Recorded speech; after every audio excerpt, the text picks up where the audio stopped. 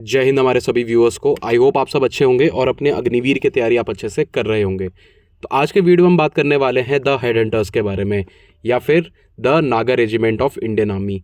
क्या इस यूनिट की हिस्ट्री रही है, क्या सब इनके पास गैलेंट्री अवार्ड्स हैं और किस तरीके से इस यूनिट का गठन हुआ, इस वीडियो में हम उसको डिस्कस करने वाले हैं। तो मेक श्योर करें आप वीडियो को एंड तक ज़रूर देखें और उस वीडियो को उस इंसान को ज़रूर शेयर करें जो कि Naga regiment as an officer या फिर एज अ सोल्जर ज्वाइन करना चाहता है। तो वीडियो को एंड तक ज़रूर देखें और हमारी बाकी वीडियोस को लाइक करें, कमेंट करें, चैनल को सब्सक्राइब करना ना भूलें, सो दैट आप अग्निवीर भर्ती से रिलेटेड सभी अपडेट से जुड़े रहें। और जो सब बच्चे अग्निवीर की तैयारी कर रहे हैं वो हमारी साइट agniveeronline.com पर जाके अपने अपने ट्रेड्स, आर्मी, नेवी, एयरफोर्स की बुक्स को परचेज कर सकते हैं, वो भी बहुत ही अफोर्डेबल रेट्स में।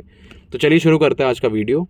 जैसे कि वीडियो की स्टार्टिंग में मैंने बताया कि नागा रेजिमेंट के ऊपर आज हमारी बात होने वाली है। तो it is one of the youngest regiments of the Indian army. अभी रिसेंटली में as compare to other regiments, बाकी रेजिमेंट्स की बात करें तो ये बहुत हद तक नई रेजिमेंट है जिसका गठन हुआ 1970 में।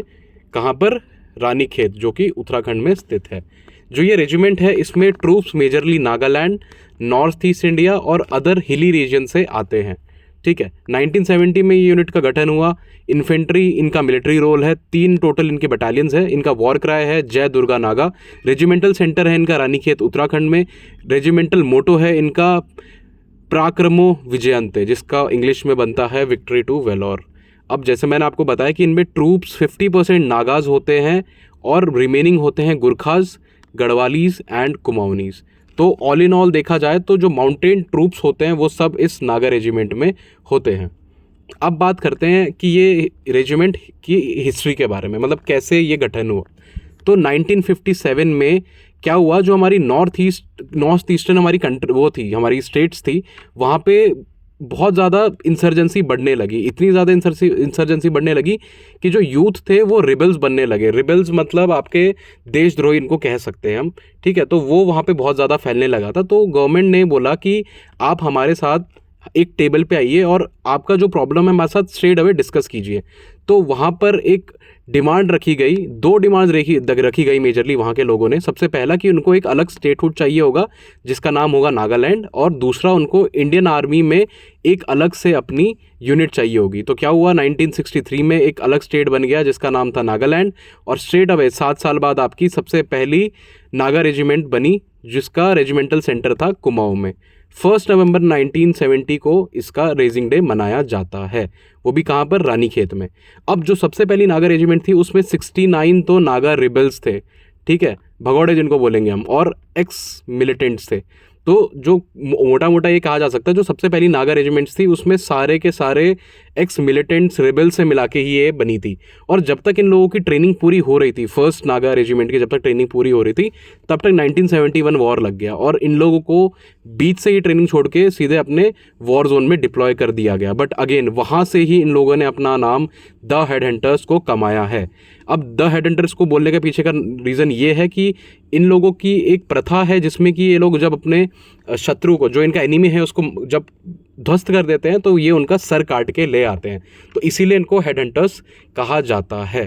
ठीक है, और उसके बाद फिर जो इनका रेजिंग हुआ सेकंड नागा का, सेकंड नागा बनी फिर आपका 11 फरवरी 1985 में, वो भी कहाँ पर? हल्द्वानी में। अब बात करते हैं कि किन सब ऑपरेशंस में नागा रेजिमेंट ने अब तक भाग लिया है। सबसे पहला ऑपरेशन रोमियो। ऑपरेशन रोमियो हुआ था आपका केरन सेक्टर में, कहाँ पर? जम्मू एंड कश्मीर में, जिसमें कि सेकंड नागा को डिप्लॉय करा गया और इनको ऑब्जेक्टिव दिया गया जो 24 किलोमीटर की हमारी टोटल लाइन ऑफ कंट्रोल है उसको वापस से ऑक्यूपाई करना, क्योंकि वहाँ पाकिस्तान जाके बैठ गया था। अब वहाँ पे इन जितने भी हमारी फर्स्ट सेकंड नागा के हमारे जितने भी ये सोल्जर्स थे, इन्होंने बढ़ चढ़कर हिस्सा लिया और 0 कैजुअल्टी के साथ पूरे एरिया को वापस अपने कंट्रोल में ले लिया, जो कि एक यंग यूनिट के लिए बहुत ही बड़ी बात है। ठीक है, नेक्स्ट है आता है इंडियन पाकिस्तान वॉर 1971। 1971 में फर्स्ट नागा को अपना पूरा योगदान करने का मौका मिला था और उसमें वीर चक्र और सेना मेडल से इनको नवाजा गया था। अब देखिए, ये जो गैलेंट्री अवार्ड्स होते हैं ये फ्री में नहीं आते हैं, इसके लिए आपको प्राणों की आहुति देनी पड़ती है, आपको करेज से और आपको अपना फुल ऑन जोश दिखाना पड़ता है। तो उसी वजह से इनको ये जो भी गैलेंट्री अवार्ड्स हैं, वीर चक्र एंड सेना मेडल, ये वहाँ पे इनको दिए गए। Then UN peace keeping mission में सेकंड नागा को भेजा गया सूडान, वहाँ पर भी इनको UN force commander appreciation card मिला। Then last but not the least है आपका कारगिल वॉर। कारगिल वॉर में इन्होंने कई सारी स्ट्रैटेजिक हाइट्स को ऑक्यूपाई करने में हेल्प करा और सेकंड नागा इस ऑपरेशन में फुल ऑन स्टार्टिंग से लेके एंड तक रही और इन्होंने वहाँ पर भी अपना लोहा मनवाया। अब बात करते हैं क्या सब डेकोरेशंस एंड ऑनर्स हैं यूनिट के पास। तो ओवरऑल जैसे हमने आपको बताया 3 इनकी इन्फेंट्री बटालियंस है और एक टेरिटोरियल आर्मी बटालियन भी है जो रिसेंटली अभी गठन हुआ है जिसका 164 इन्फेंट्री बटालियन। ठीक है, डेकोरेशंस की बात करें तो 1 महावीर चक्र इनके पास है, 8 वीर चक्र इनके पास है, 1 कीर्ति चक्र, 6 शौर्य चक्र, 1 युद्ध सेना मेडल, 1 वशिष्ठ सेना मेडल एंड 48 सेना मेडल्स भी इनके पास हैं। एक फैक्ट आपको बता दूं, यहाँ राइट साइड पे जो आप ये पिक्चर देख रहे हैं इस पे जो सोल्जर है हमारा, आपने इनको देखा होगा। ये फोटो है आपका जब गलवान वैली क्लैश हुआ था तो उस टाइम पे फेस टू फेस ये सोल्जर, ये ऑफिसर इस चाइनीज़ ऑफिसर के सामने आ गया था। तो ये जो ऑफिसर हैं ये हमारे नागालैंड से ही बिलोंग करते हैं, यंग कैप्टन है इंडियन आर्मी में। अब देखिए कैसे दुश्मन से फेस टू फेस ये लोहा ले रहे हैं। तो ये दिखाता है कि जो हमारे नॉर्थ ईस्ट के हमारे नागालैंड के ट्रूप्स हैं कितने डेयरिंग ये लोग हैं और क्या नुकसान पहुंचाने का मादा रखते हैं हमारे एनिमी को। तो आज का वीडियो यहीं तक। आई होप आपको वीडियो अच्छा लगा होगा। वीडियो अच्छा लगा हो तो आप हमारे सोशल मीडिया हैंडल जैसे फेसबुक और इंस्टाग्राम पे जाके फॉलो कर सकते हो, वहाँ भी हम आपको सेम नाम अग्निवीर ऑनलाइन से मिलेंगे। तो अभी जाइए, फॉलो कीजिए और ऐसी प्यार देते रहिए। जय हिंद।